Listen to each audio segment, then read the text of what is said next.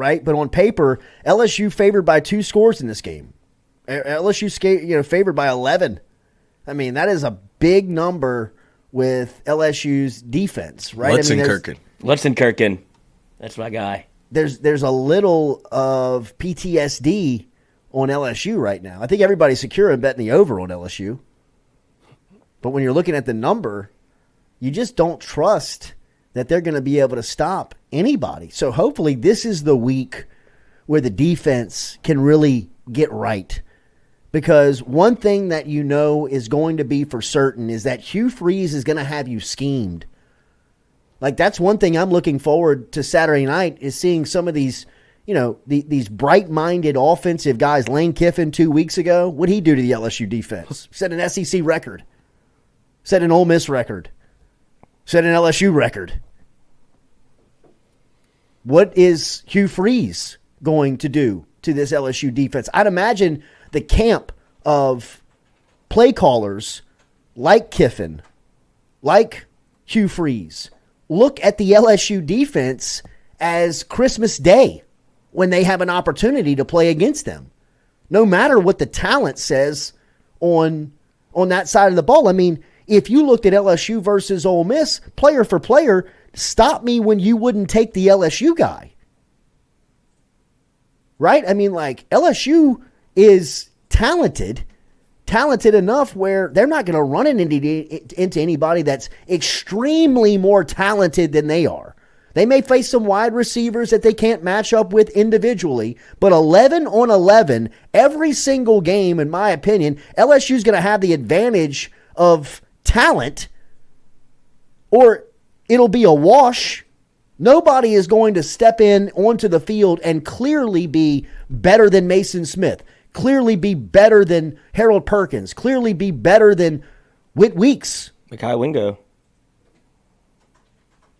So, I mean... And they're going to run the rock. Oh, are they going to run it? They're going to find a weakness, and they will attack. If you heard, I listened to Hugh Freeze's press conference earlier this week, and he was talking about, kind of finding things that work. And he says, when we find things that work, all we do, like Hugh Freeze doesn't make any secrets about it. He says, when we find something that works, we're going to do it over and over and over and over again. Like, we make no secrets about it. And I still recall one of the early days of being on the LSU basketball staff with Brady and those guys, and John Treelor, who is now, I believe, the vice president of basketball operations for the Atlanta Hawks, was the top assistant. Butch Pierre was the recruiter. John Treelor was kind of the X and O guy. And LSU was playing Cincinnati in Vegas. And Glenn Davis, for like 4 straight trips down, they ran the same play.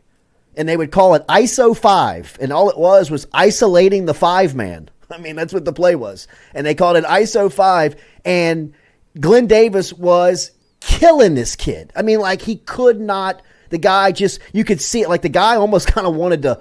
It was almost like he was like about to cry. You know what I mean? It was like he wasn't going to cry, but I mean, his emotions, his expressions, he was kind of like looking at the sideline. I believe Bob Huggins was the coach.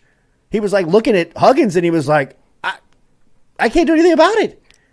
And Brady looked at John Treelor and says, like, they get the ball, they get a stop, and they're coming down like for the 5th straight possession. And like the game is kind of like slowed down. And Brady looks at Treelor and he says, what you want to run? And Treelor says, the bleep you mean? What I want to run?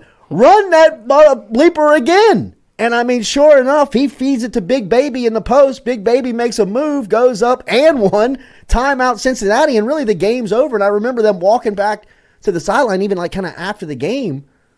And Brady was like, John, I didn't think that you would want to run. He said, John, why not? When you find a weakness, when you find something that they just cannot stop, pound them. Like, put them to sleep. Break their will. I mean, you could see like that kid he wanted nothing to do with Glenn. I mean, like he wanted to go hide in the locker room. I mean, that's kind of Hugh Freeze's philosophy, listening to him on Monday. If they find something that works, and one thing I know that Hugh Freeze is coming in here on Saturday night with is a plan. He knows what he can do, and he knows how he can be successful against LSU's defense. He's seen too much film.